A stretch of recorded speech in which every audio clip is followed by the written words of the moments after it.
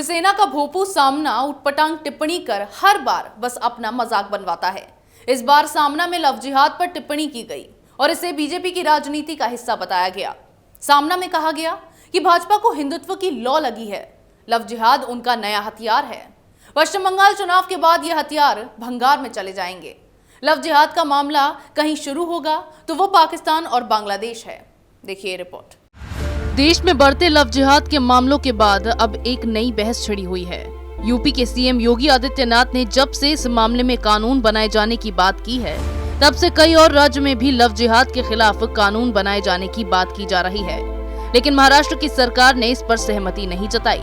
उल्टा इस मामले में शिवसेना ने अब भारतीय जनता पार्टी पर निशाना साधा है। हालांकि ऐसे मामलों में शिवसेना मुखपत्र सामना टिप्पणी करने में कभी पीछे नहीं रहता, तो इस बार सामना में लव जिहाद पर लेख लिखा गया, जिसमें कहा गया कि चीन की घुसपैठ, कोरोना, आर्थिक मंदी समेत अन्य मसलों को छोड़कर बीजेपी नेताओं की ओर से लव जिहाद पर कानून बनाने की मांग की जा रही है। सामना में लिखा गया कि राष्ट्रीय महिला आयोग की अध्यक्ष ने मुंबई आकर राज्यपाल से मुलाकात की और लव जिहाद का जिक्र किया, लेकिन भाजपा ने लव जिहाद की जो व्याख्या तैयार की है, उसके अनुसार महाराष्ट्र में ऐसे मामले कब और कितने हुए हैं उसे सामने लाओ, लेकिन बिना कारण गड़े मुद्दे उखाड़कर राज्य का सामाजिक सौहार्द बिगाड़ने का प्रयास मत करो। सामना में बीजेपी पर तंज कसते हुए कहा गया कि भाजपा को हिंदुत्व की लौ लगी है, लव जिहाद उनका नया हथियार है। पश्चिम बंगाल चुनाव के बाद यह हथियार भंगार में चले जाएंगे। लव जिहाद का मामला कहीं शुरू होगा तो वो पाकिस्तान और बांग्लादेश है। पाकिस्तान के हिंदू समाज की महिलाएं और लड़कियां अत्यंत असुरक्षित तरीके से जीवन यापन कर रही हैं। इसमें आगे लिखा गया कि लव जिहाद मतलब सिर्फ दो भिन्न धर्मावलंबियों का एक दूसरे से निकाह तक ही मर्यादित है क्या? सच कहें तो वैचारिक लव जिहाद के कारण देश और हिंदुत्व का सबसे ज्यादा नुकसान हुआ है। कश्मीर में पाक समर्थक अनुच्छेद 370 प्रेमी महबूबा मुफ्ती से भाजपा ने सत्ता का निकाह किया, इसीलिए इसे भी वैचारिक लव जिहाद क्यों न माना जाए। संघ मुक्त व मोदी मुक्त हिंदुस्तान का डंका पीटने वाले नीतीश कुमार को फिर से गोद में बिठाकर सत्ता से निकाह करने को भी लव जिहाद क्यों न माना जाए।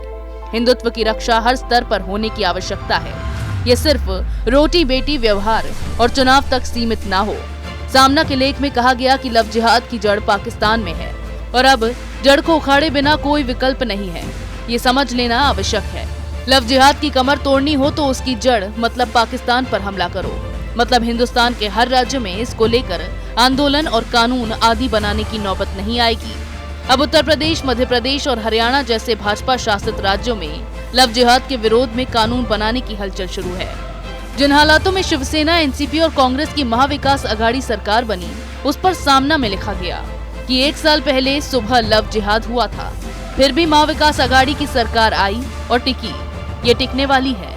उद्धव सरकार को लगता है कि लव जिहाद पर कानून लाया जाना महज बीजेपी की ओर से की जा रही राजनीति है, लेकिन वो ये भूल रहे हैं कि जिन हालातों में अब उद्धव ठाकरे सत्ता संभाल रहे हैं, उसके बाद बहुत जल्द ही उनकी सरकार गिरने के आसार नजर आ रहे हैं।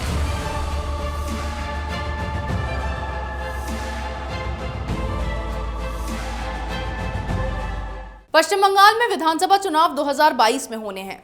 उससे पहले ही वहां भारतीय जनता पार्टी की मजबूती को देखते हुए उसे डराने और बदनाम करने की पूरी कोशिशें की जा रही हैं।